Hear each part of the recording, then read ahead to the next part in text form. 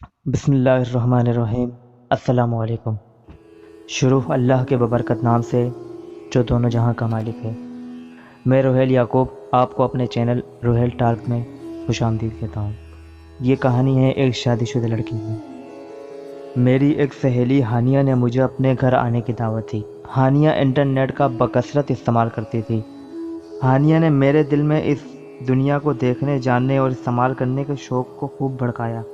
اس نے مجھے تقریباً 2 ماہ میں ہی یہ سب کچھ سکھلا دیا تھا کہ انٹرنیٹ کو کیسے استعمال کرنا ہے۔ اب میرے شوق کا عالم یہ تھا کہ میں بکثرت ہانیہ کے گھر جانے لگی۔ میں نے اس سے انٹرنیٹ چیٹنگ کرنا بھی سیکھ لیا تھا۔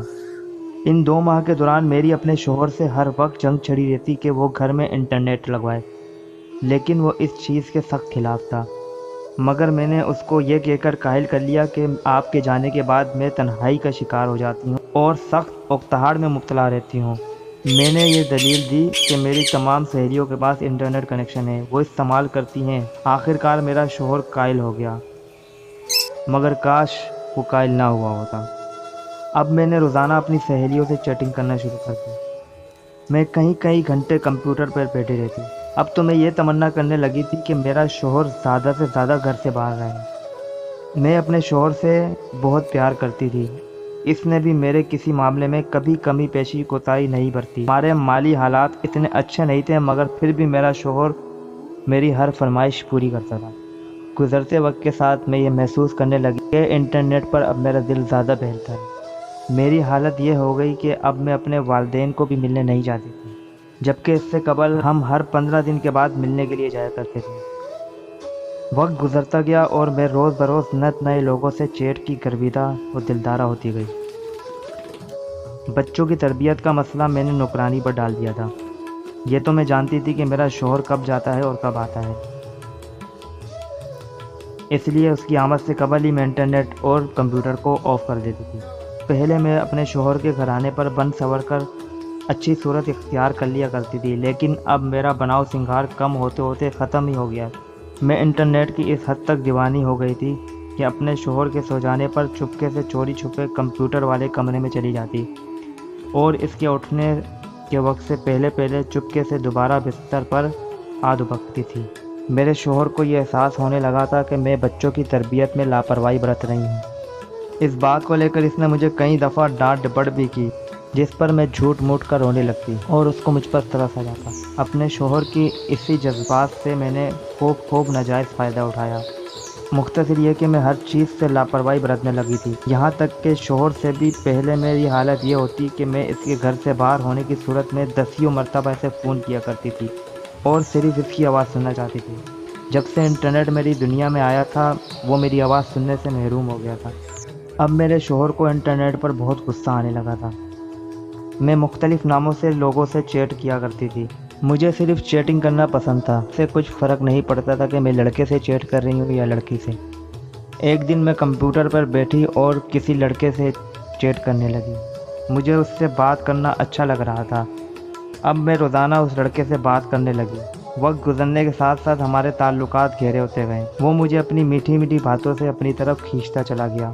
اس کی گفتگو کے ہر لفظ سے پیار محبت کے پیمانے جھلکتے تھے۔ ہو سکتا ہے کہ اس کے الفاظ تو اس حد تک خوبصورت نہ ہو، تاہم شیطان انہیں میرے سامنے خوب بہترین کر کے پیش کر رہا تھا۔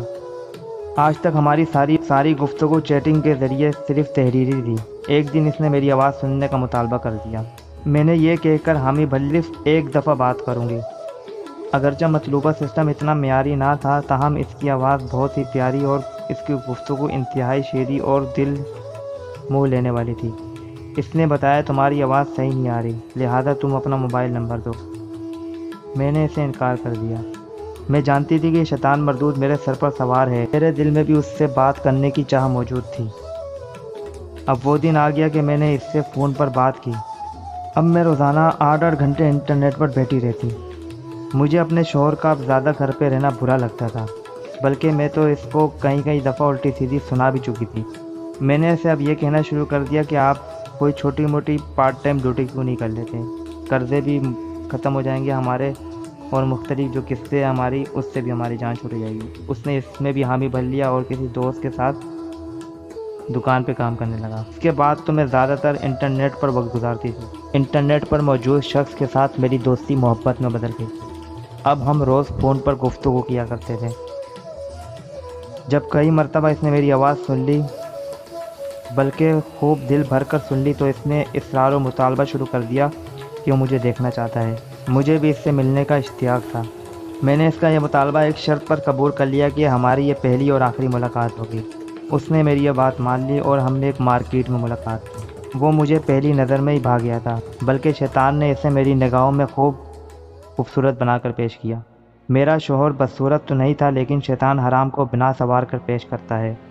تھوڑی دیر کی ملاقات کے بعد میں اپنے گھر آ گئی، مگر اس ملاقات کے بعد ہمارا تعلق شدت اختیار کر گیا۔ وہ نہیں جانتا تھا کہ میں شادی شدہ ہوں اور بال بچوں والی ہوں۔ اس کے بعد بھی اس نے مجھے کئی مرتبہ دیکھا اور ملاقات کی۔ ایک دن اس سے بات کرتے ہوئے میں نے اسے بتا دیا کہ میں شادی شدہ ہوں۔ اس نے میرے سامنے مشورہ رکھ دیا کہ میں اپنے شوہر سے طلاق لے لوں، وہ مجھ سے شادی کر لے۔ اب میں اپنے شوہر سے نفرت کرنے لگی تھی۔ میں نے اب روز بروز نئے مسائل کھڑے کرنے شروع کر دیے تھے تاکہ کسی طرح وہ مجھے طلاق دے۔ ایک دن میرے شوہر نے بتایا کہ وہ کاروباری سلسلے میں 5 دن کے لیے باہر جا رہا ہے۔ اس نے مجھے مشورہ دیا کہ بچوں کو لے کر اپنے میکے والوں سے ملاؤ۔ میں نے سوچا کہ اپنے آشنا سے کھل کر ملنے کا یہ مناسب وقت ہے۔ میں نے میکے جانے سے انکار کر دیا۔ ناچار میرا شوہر راضی ہو گیا۔ جمعہ کے دن وہ 5 دن کے لیے اپنے سفر پر روانہ ہو گیا۔ اس کی روانگی کے بعد ایک دن چھوڑ کر اتوار کو ہم نے ملاقات طے کی۔ میں نے شیطان صرف شخص سے ایک مارکیٹ میں ملاقات کرنے کا وعدہ کیا۔ میں اس کے ساتھ گاڑی میں سوار ہو گئی۔ وہ مجھے مختلف سڑکوں پر لیے گھومتا رہا۔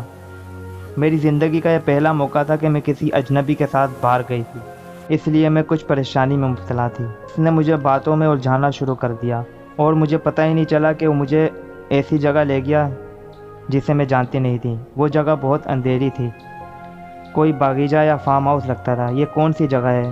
تم مجھے کہاں لے جا رہے ہو؟ میں نے اس سے پوچھا۔ چند ہی لمحات گزرے تھے کہ گاڑی رک گئی اور کوئی دوسرا ہی شخص میرے سائڈ کا دروازہ کھول کر مجھے زبردستی گاڑی سے باہر کھینچ رہا تھا۔ تیسرا شخص بھی فارم کے اندر تھا۔ میں نے ایک چوتھے آدمی کو بھی بیٹھے دیکھا۔ اس جگہ عجیب و قسم کی بو اٹھ رہی تھی۔ ہر چیز مجھ پر بجلی بن کر گر رہی تھی۔ میں چلائی روئی، منتیں سماجتیں کر کے اس سے رحم کرنے اور ترس کھانے کی اپیل کی۔ میں نے اپنے منہ پر زناٹے دار تھپڑ محسوس کیا اور کوئی آواز مجھ پر چلا رہی تھی۔ اس آواز اور تماچے نے نہ صرف مجھے ہلا کر رکھ دیا، بلکہ میں خوف و ہواس کے نتیجے میں اپنے ہوش ہی کھو بیٹھی۔ اب میرے ساتھ جو ہوا سو ہوا۔ کچھ دیر بعد مجھے ہوش آیا تو میں سخت مرعوب تھی۔ میرے سارے جسم پر ریشہ طاری تھا۔ میں لمحے بھر کے لیے رونے سے نہیں رک رہی تھی۔ انہوں نے میری آنکھوں میں پٹی ڈال کے گاڑی میں ڈالا اور میرے گھر کے قریب ایک جگہ مجھے پھینک دیا۔ میں بھاگم بھاگ اپنے گھر میں داخل ہوئی۔ اب میں ہر وقت اپنے کمرے میں پڑی رہتی تھی اور اپنے آپ سے نفرت کرنے لگی تھی۔ میں نے خودکشی کی بہت کوشش کی۔ میرا شوہر سفر سے واپس لوٹ آیا تھا۔ میری حالت اتنی بری ہو چکی تھی کہ وہ مجھے زبردستی ہسپتال لے گیا۔ ڈاکٹروں نے مجھے آرام و سکون بخش دوائیاں دی۔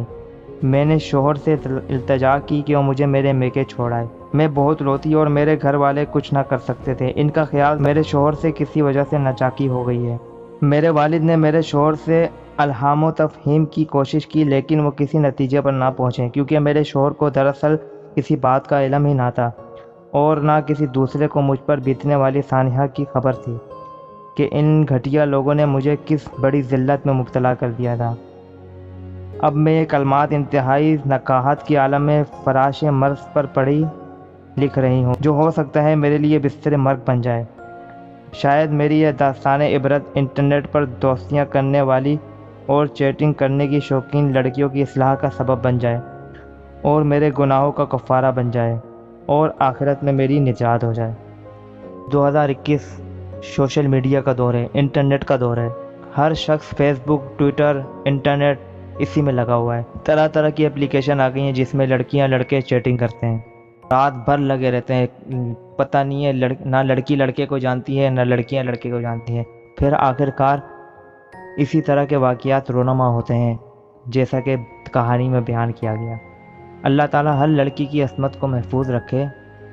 اور ان کو عقل سلیم عطا کرے۔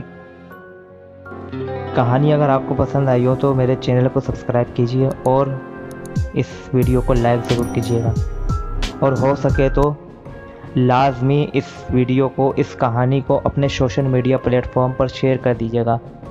آپ کے شیئر کرنے سے ہو سکتا ہے کہ کوئی ایسا گھرانہ یا کوئی ایسی لڑکی اس کہانی کو سن لے جو اس دلدل میں پھنسی ہوئی ہے، اور اس کہانی کو سننے کے بعد راہ راست پر آ جائے اور اپنی عصمت کو محفوظ رکھنے میں کامیاب ہو جائے۔